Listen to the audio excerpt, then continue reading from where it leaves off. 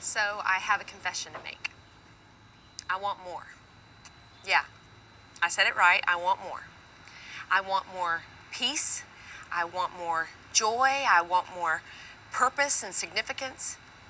I want to be able to face trials and hardships and be able to see the good in it, even when it was bad, and be able to see how it made me better, even though I'm not a better person, but the situation made me better. I want to be not just a good mom, I want to be a great mom. I want to leave my kids with such a deep sense of their value and their identity. I don't want to be just a good wife. I want to be a great wife who has a great marriage that doesn't end in divorce. I want to be able to forgive. I want to choose love even when I don't feel like loving. And I want to be able to forgive myself even when I'm completely unworthy of forgiveness. I want to be free.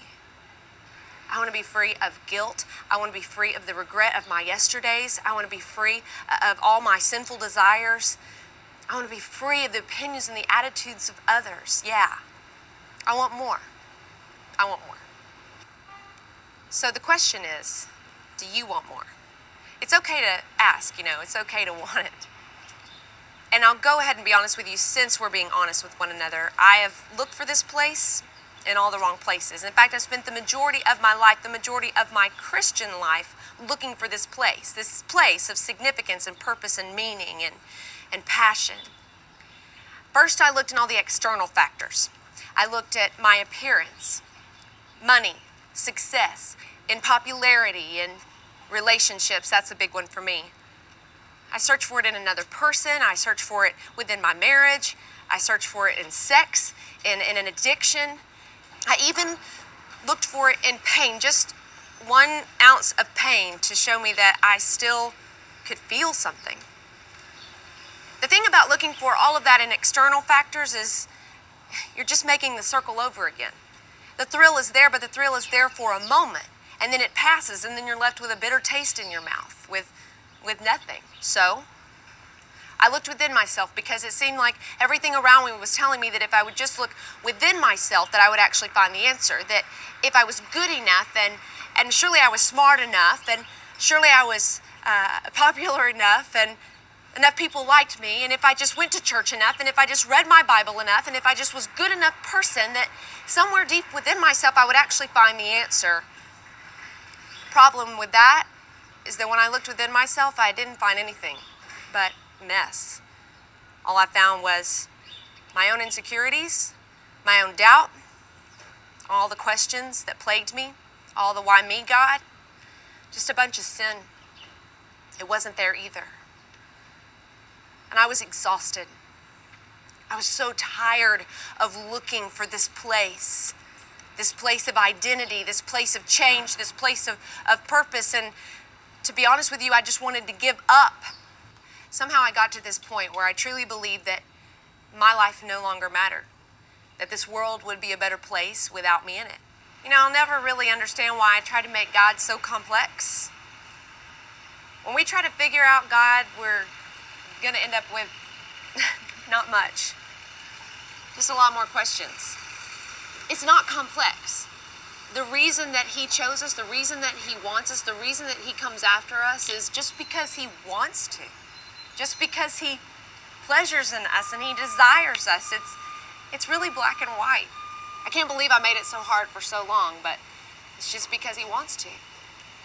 And when you get to that place, when you realize that, it takes such a tremendous load off of your shoulders. No longer do you have to work to earn his approval. No longer do you have to work to earn anyone's approval. You are his because he created you. He knit you together. He formed you before he placed a star in the sky. He just wants to love you. It's just as simple as that. And when you can come to that place, that's when you find yourself. Named by God is all about finding yourself by losing yourself.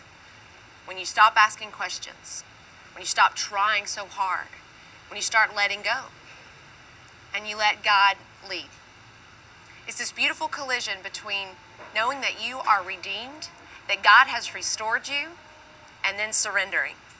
And when those two things meet, It's a beautiful place. It's that place, it's that internal place where He wrote His name upon your heart. It's just between you and Him. It's breathtaking, it's life-changing. And I wake up every single morning and I can't wait to tell someone else about this place, that it's for them. This isn't just my story, this is your story.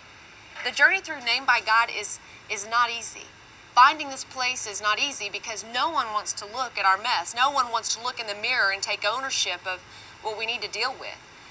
We've got to quit playing the victim. We've got to quit blaming. We've got to quit accusing and justifying and renaming our sin and calling it other things that it's not. It's sin.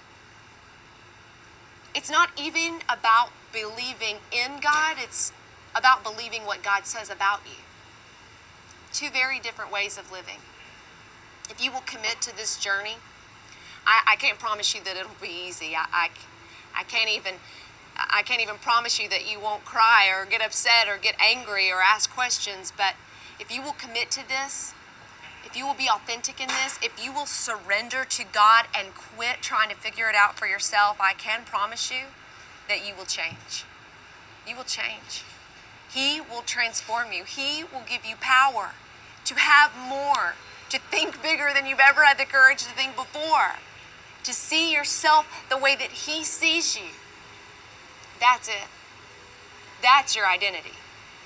The closer that you draw to Him, the closer you draw to who you are meant to be. And that is living named by God.